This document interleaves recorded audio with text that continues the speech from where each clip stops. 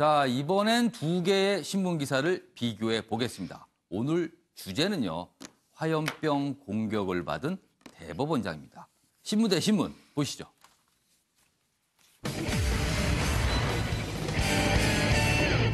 오늘 신문 대 신문은 조선일보와 경향신문을 비교해 보겠습니다. 조선일보, 초유의 대법원장 사법 테러다, 이렇게 기사 제목을 달고 있고요. 반면에 경향신문은 약간 결이 다릅니다. 소송 패소 불만 70대, 경비 허술 도마, 뭐 이런 내용을 중점으로 다루고 있군요. 방점이 약간 다른 듯합니다. 같은 사안이지만. 여기 보겠습니다. 먼저 조선일보 기사부터 좀 보시죠. 여기 있습니다. 대법원장 출근 날에 날아든 화염병 사법 테러다, 이렇게 돼 있습니다. 여기 사진도 좀 싣고 있고요. 여기 자동차 보시면 옆에 화염병이 터지면서 불이 나 있습니다. 제목이 이렇습니다. 2억 원 소송 패소에 분노한 70대 김명수 대법원장 차량에 화염병 투척. 법원 안팎에서는요, 국민의 신뢰 잃은 사법부의 현실 그대로 보여주었다. 그래서 조선일보는 일단 사법 테러다는 부분, 그리고 사법부의 신뢰 잃은 모습이라는 부분, 여기에 좀 방점을 두고 있습니다. 자, 경향신문 기사 여기 준비되어 있습니다. 보시죠. 아랫부분입니다.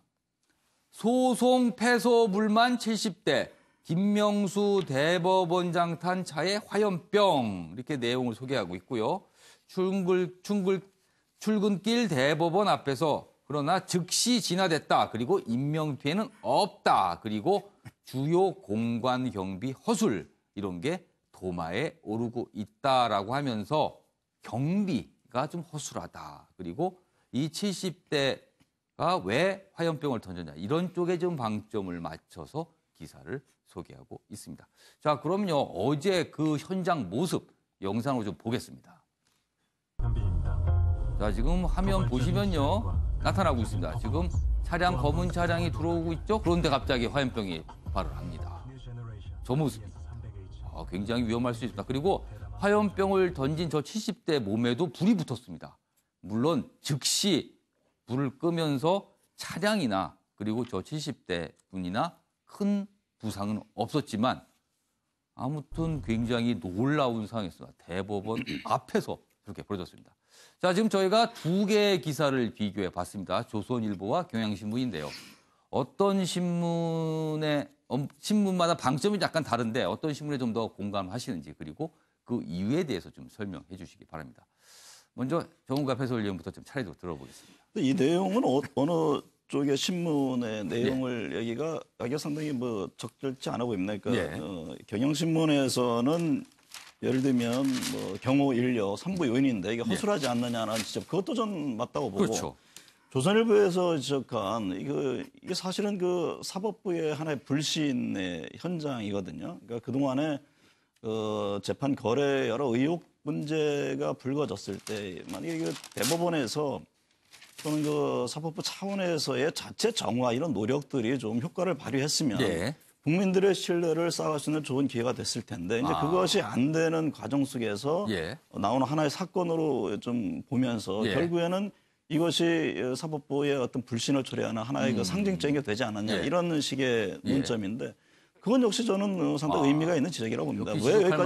왜 여기까지 왔을까? 그건 여러 가지 해석이 있을 수 있겠습니다만 저는 어쨌든 간에 과거의 사법부가 잘못한 부분들이 쏙쏙 드러났단 말이죠. 어떻게 재판 거래를 할 수 있는지, 마지막에 민주주의 국민들이 기대하는 사법부에서조차 저런 일이 있다? 이건 있을 수 없다라는 그런 그 문제에 대해서 사법부 안에서의 그 답을 내놔야 됩니다. 그런데 그것을 제대로 끌어가지 못하면서 내부의 충돌 갈등, 그것이 마치 다시 또 이제 국회까지 넘어가는 이런 현상까지 나오는 것은 저는 굉장히 바람직하지 않다라고 보는 것이죠. 알겠습니다. 신규철 변호사께서는 두 개의 신문 어떻게 보셨습니까? 뭐 두 신문 다 일리 있다고 봤습니다. 사실 대법원장에게 화풀이 했다는 것은 엉뚱한 짓이죠. 대법원장이 뭐 재판하는 분도 아니고 또 대법원이 재판에 개입할 수 있는 것도 아닌데 그 화풀이를 대법원장이 했다는 것은 좀 정상적이지 못한 행동이다. 단순히 이렇게 볼 수도 있는 사안이죠. 뭐 그렇지만은 지금 이제 말씀하셨듯이 여러 가지 사법부 안팎의 여러 가지 상황이 또 여러 가지 극우한 또 해석을 낳게 하는 그런 사건이 됐다고 보여집니다. 이 사건을 계기로 해서 정말 대법원이 또 우리 사법부 전체가 국민의 신뢰를 받는 기관으로 거듭나야 되겠는데 물론 지금 전임 대법원장실에 있었던 일들이 지금 속속 드러나서 그것이 이제 국민들에게 일부 좀 분노를 일으키는 분도 있습니다만은 그걸 해결하는 과정 또 그것을 적폐라는 이름 아래 접근하는 현재 대법원장 체제의 모습도 또 조금 우아하다는 이러한 지적을 받고 있는 건 사실입니다. 지금 판사들이 동료 판사를 탄핵해달라고 국회에 하는 모습 같은 거. 이건 좀 국민들 보기에도 의아한 모습이시죠. 의아한 모습이죠. 그 사법부의 독립을 지키려는 의지를 포기한 것이 아니냐. 또 동료 판사에 대해서 수사해달라고 의뢰하는 것도 역시 또 국민들의 의아한 대목입니다. 왜 사법부 내의 문제를 그 대법원장 중심이 돼서 사법부 내에서 그것을 좀 앞으로 이런 일 없도록 하자는 식으로 끌어가지 못하고 왜 외부 세력을 불러들이느냐 이런 지적을 받을 만합니다. 그래서 어쨌든 이번 사건이 법원에서 이루어지고 있는 일과 연장선상에 일어난 것일 수도 있다. 보는 시각도 있다는 것을 우리 김명수 대법원장이야 우리 법원 관계자분들은 지금 잘 인식하셔서 법원이 국민의 신뢰를 잃지 않는 그런 기관으로 사실 국민이 법원이 바라는 것은 공정한 재판, 신속한 재판, 정확한 재판입니다.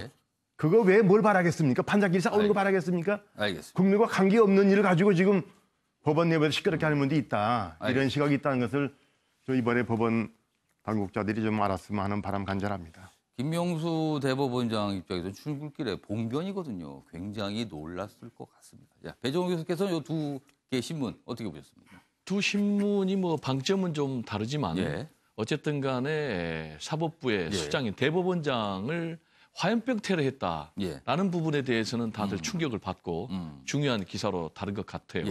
그리고 이제 이번에 화염병 테러를 한 사람은 개인의 불만이에요.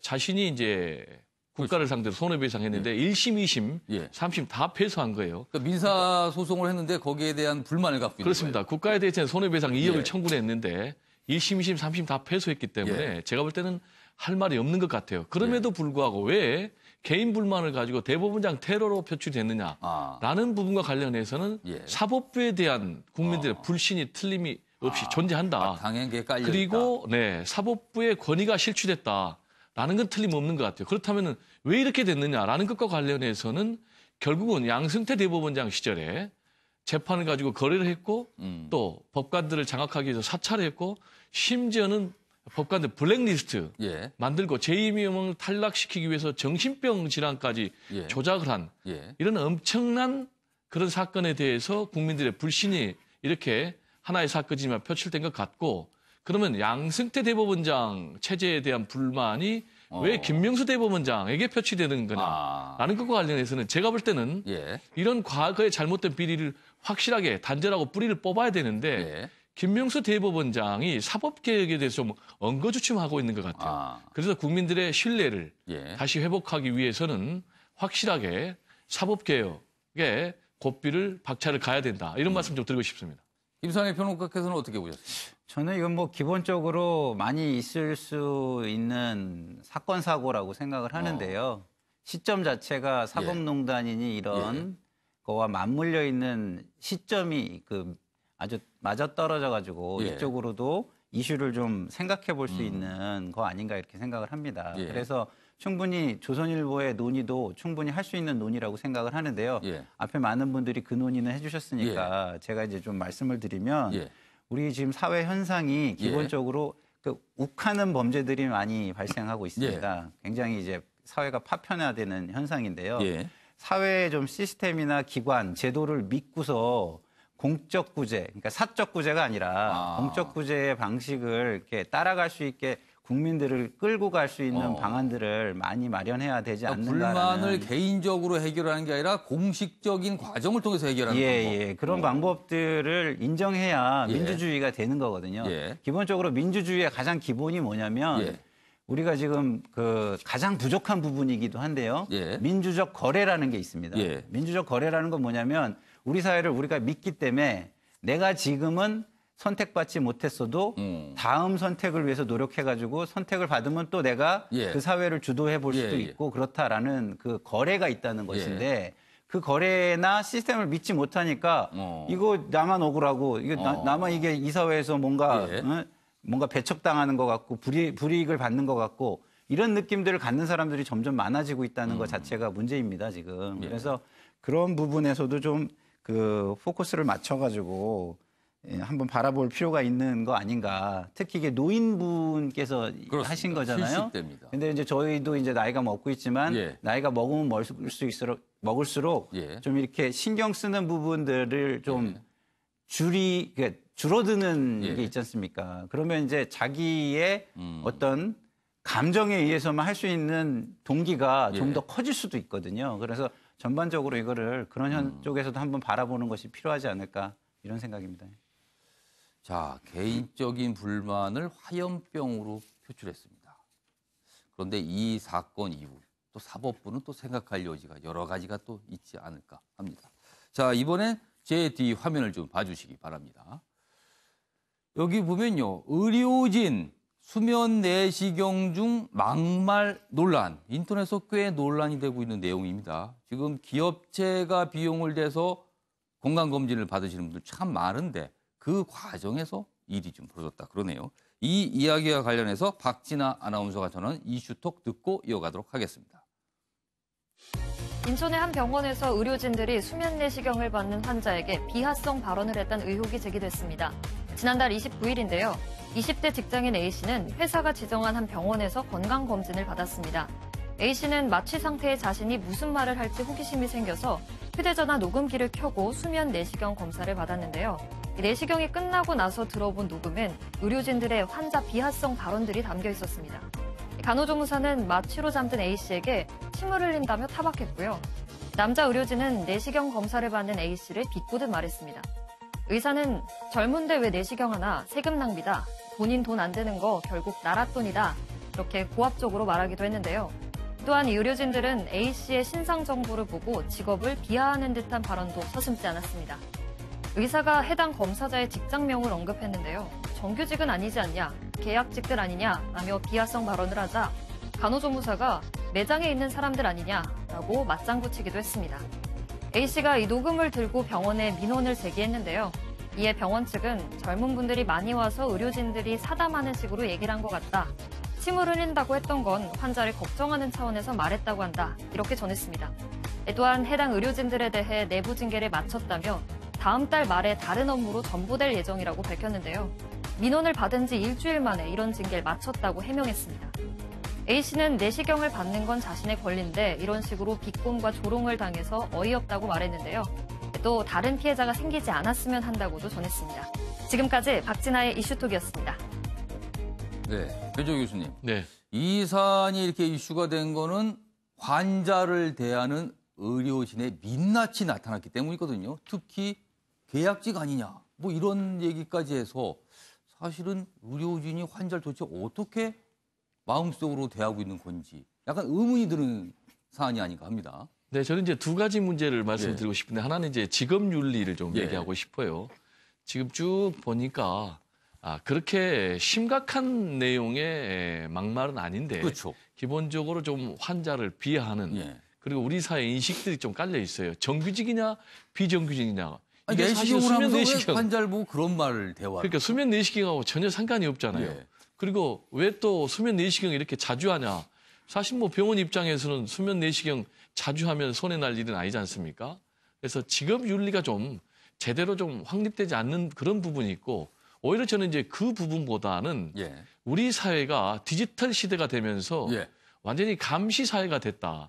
이게 지금 적발된 것도 그렇죠. 그 환자가 수면 내시경 하기 전에 그러니까 마취 당하기 전에 혹시 무슨 일이 있지 않을까라고 해서 이제 녹음기를 켜놨다는 거 아니겠습니까? 휴대폰으로 녹음을 해본 거예요. 그렇습니다. 그래서 이제 결국은 이런 평상시에 자기들끼리는 그냥 잡담 형식으로 했을 거예요. 그런데 우리가 유념해야 될 것은 잡담 형식으로 하는 것까지 다 녹취가 될 수 있다. 디지털 시대에는 감시당할 수 있다. 예. 그래서 숨을 곳은 없다. 그래서 스스로 모든 사회 구성원들이 공인의식을 갖고 행동을 해야 되지 않겠냐라는 생각을 저는 개인적으로 해봅니다. 저 건강검진을 받으신 분 좀 젊은 분인데 수면 내시경을 하면은 뭐 사람에 따라서 막 이상한 소리를 잠꼬대처럼 한다 그래서 자기가 어떤 소리 할까 처음에는 그런 호기심에서 녹음을 해봤는데 엉뚱하게 의료진의 저런 발언들이 녹음이 돼서 이 파장이 지금 커졌다 그러네요. 참 많은 생각을 또 하게 합니다.